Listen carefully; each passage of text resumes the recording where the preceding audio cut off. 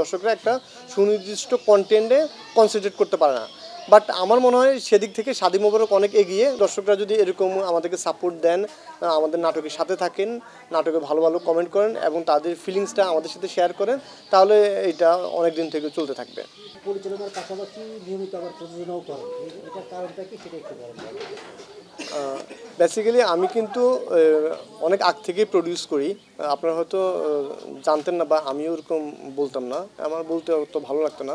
Because হচ্ছে basically আমি director হিসেবে আমার একটা আইডেন্টিটি আছে এবং ডিরেক্টর হিসেবে সবাই আমাকে চিনে, পছন্দ করে।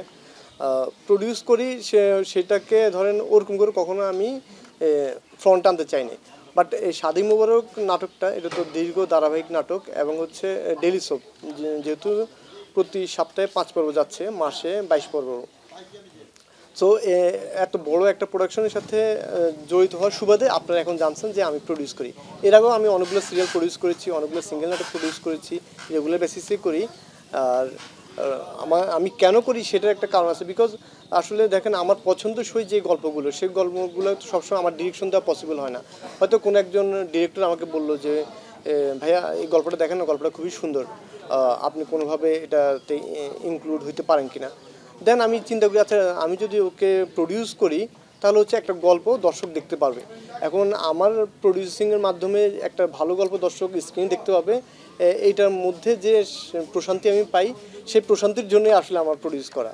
আমরা অলরেডি দেখতেছি যে দর্শকরা খুব পজিটিভলি রেসপন্স করছে শাদি মোবারক নাটক নিয়ে। এবং দেখেন, দেশের সিচুয়েশন তো আসলে স্টেবল না। এই আনস্টেবল সিচুয়েশনও দর্শক কিন্তু খুব ভালোভাবেই আমাদের শাদি মোবারক নাটককে অ্যাকসেপ্ট করে নিছেন এবং হিউজ ভিউ হচ্ছে। দর্শকদের কমেন্ট দেখলে বোঝা যাচ্ছে যে দর্শকরা এই নাটকটা অসংখ্য পর্ব দেখতে চান। এবং আমি জানি না চ্যানেল কর্তৃপক্ষ থেকেও আমি যতটুকু ফিডব্যাক পেয়েছি যে তারা মোটামুটি পজিটিভ রেসপন্স পেয়েছেন সব দিক থেকে। সো আশা করছি শাদি মোবারক নাটকটা এটা দীর্ঘ থেকে দীর্ঘতর হবে। আশা করছি দর্শকরা যদি এরকম আমাদেরকে সাপোর্ট দেন, আমাদের নাটকের সাথে থাকেন, নাটকে ভালো ভালো কমেন্ট করেন এবং তাদের ফিলিংসটা আমাদের সাথে শেয়ার করেন, তাহলে এটা অনেক দিন থেকে চলতে থাকবে।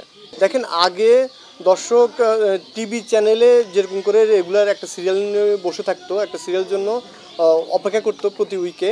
এখন হয়তো দর্শকরা অনেক স্ক্যাটার্ড হয়ে গেছে, দর্শকরা একটা সুনির্দিষ্ট কন্টেন্টে কনসেন্ট্রেট করতে পারে না। বাট আমার মনে হয় সেদিক থেকে শাদি মোবারক অনেক এগিয়ে। বিকজ এখন যতগুলো সিরিয়াল স্ক্রিনিং হচ্ছে তার মধ্যে আমার মনে হয় যে শাদি মোবারকের নামটা আপনারা এবং ইচ অ্যান্ড এভরিওয়ান সবাই মোটামুটি জানে। এবং দর্শকরা যে এটার সাথে অতপ্রতভাবে জড়িয়ে যাচ্ছেন সেটা তো আপনারা নাটকের রেসপন্স দেখে, নাটকের ভিউ দেখে বুঝতে পারছেন।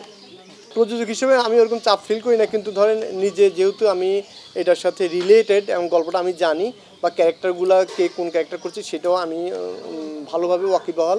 সো যদি দর্শকের সেটা পজিটিভলি নেয় তাহলে হচ্ছে নিজের মধ্যে একটা আত্মতৃপ্তি থাকে, না একটা জায়গায় ফিজিক্যালি, মেন্টালি, ইকোনমিক্যালি ইনভেস্টর হিসেবে আসি, সেটার রেসপন্সটা দর্শকের কাছ থেকে ভালো পাচ্ছি।